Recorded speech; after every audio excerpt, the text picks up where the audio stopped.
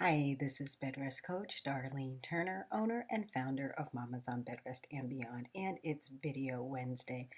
Today is Wednesday, April the 16th, 2014, and today we're talking about depression in dads.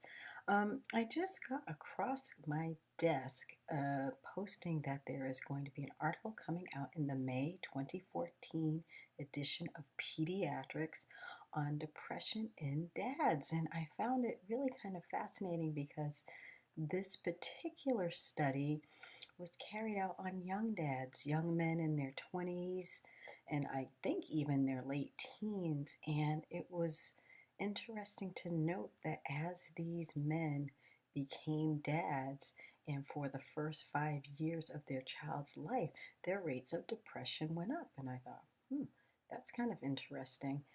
Um, we don't talk about depression in dads. We don't really talk sometimes a lot about dads much at all when we're talking about pregnancy, and especially not when we're talking about bed rest. And the reality is, especially in bed rest, when mom goes on bed rest, the whole family goes on bed rest because the whole family dynamic is thrown into topsy turvy.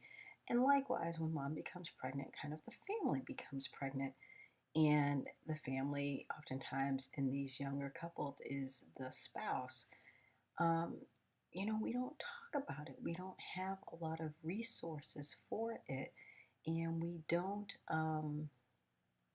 really know very well how to detect it. There are some people doing research on it, as I will talk about in just a moment here, but there are some resources available, and I am going to share those with you. But first, I wanted to share with you this research, which was done, and let me get these guys' names because they're a little bit difficult.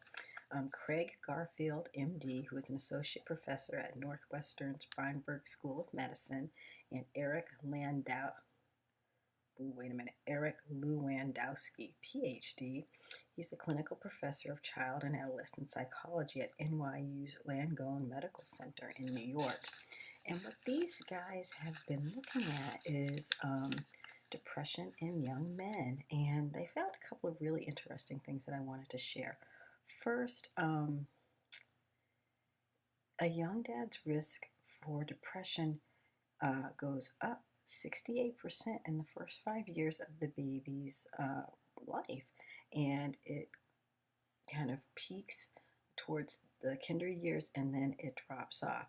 Now, what they did want to say and what they wanted to highlight in this is that not all young men become depressed if they become fathers. And what they weren't able to determine, and they are asking and suggesting that more study be done, is if men are older, do these trends continue? So there are still some questions, but they did want to emphasize that while they saw this 68% increase in depression, not all young men who become dads in their 20s become depressed.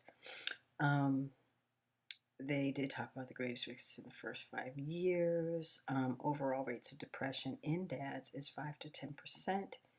And where is that one? Oh, there was one statistic. Oh, did I not write it down?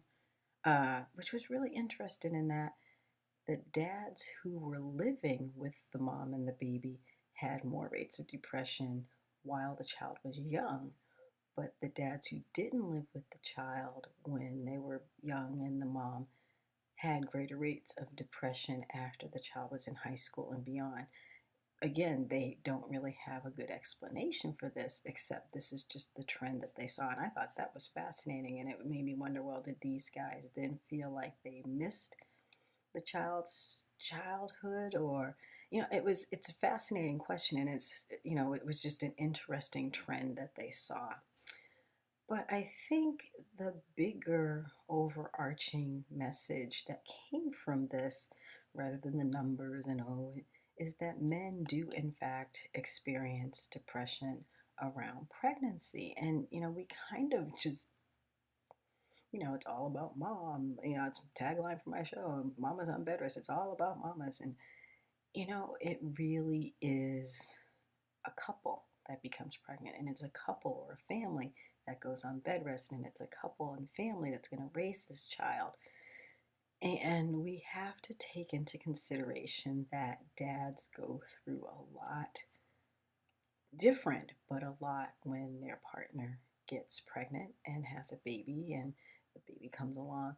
Or in our case, if their partner gets pregnant and then there are complications and she goes on bed rest, and you know, the exact stress that we women are going through, worrying about is the baby going to be okay and am I going to be okay? And think about how your partner feels in that he sees all of this and there's nothing he can do.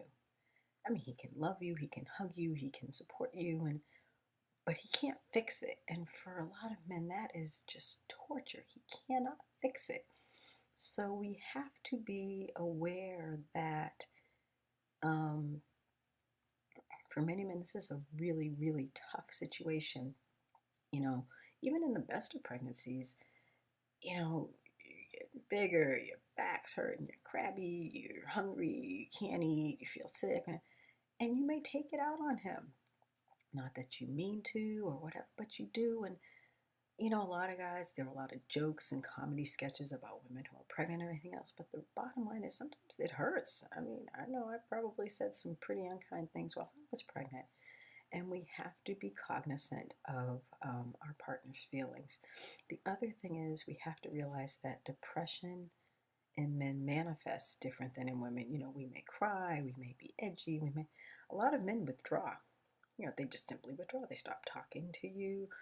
They may be less affectionate towards you, you know, kind of standoffish. They may start working more, being around less. You know, so you have to kind of, and they're not going to tell you, hey, honey, I'm depressed, or hey, honey, I'm feeling kind of bad about it. Yeah, so you have to be alert for those different signs and symptoms, you know, withdrawal, not coming home, you know, right after work, working longer hours, um, finding kind of reasons to be out of the house, away, what have you. And then you're going to have to ask directly, is there something wrong? Is there something I can do? And you may have to elicit the help of someone else, another man, maybe a clergy person, you know, priest, reverend, rabbi, what have you, one of their friends. I mean, and it's tough. And right now, there are very few supports for dads. You know, there's bereavement for moms and pregnancy loss and blah, blah, blah, but none of that is really focused to dads. So it's an uncharted territory. So I say to you, try and be sympathetic. Yes, you're like, yeah, great. I have so much to think about right now. Yes, you do. But remember, as much as you have to think about, so does your partner. And please, please, please, if he's showing signs of withdrawal, or I mean, he may be aggressive, but usually, you know, they say a lot of men, they kind of withdraw, they get quiet, they spend more time at work or what have you, trying to do something. You know, ask him directly, how are you feeling? How is this landing on you? How are you doing? I can't do a lot to help you, but maybe we can get someone to help you. You know, whatever. But approach him and ask him. And if you don't feel comfortable doing it, see if you can find someone, whether it be your father, his brother, his best buddy, you know, clergy, what have you, that can approach it. Um, because the bottom line, and I found that this was really, really interesting, that depressed dads will result in behavioral problems, weak reading, and language skills in their children. And you know, you don't want to say, "Oh, my kid can't read; it's his father's fault." No, but I think the more overarching message is when one or both parents are not well, whether that be physically, emotionally, mentally, spiritually, what have you, the children don't fare well. And that's the bottom line. The family is not going to do well if mom and or dad is not doing well. So this is really important. Dads are important. They impact their kids. They are important for their kids. And just as it's important to me for mamas on bed rest to be well, I'm seeing, and I don't know how I would address this, and hopefully somebody is addressing it. It's equally important that dads, whether they're bed rest dads or not, be addressed and make sure their needs, you know, more emotional than others, are being met. So I just found this fascinating. I really wanted to share it with you. I've done a post on this before, and I'm going to cite it in the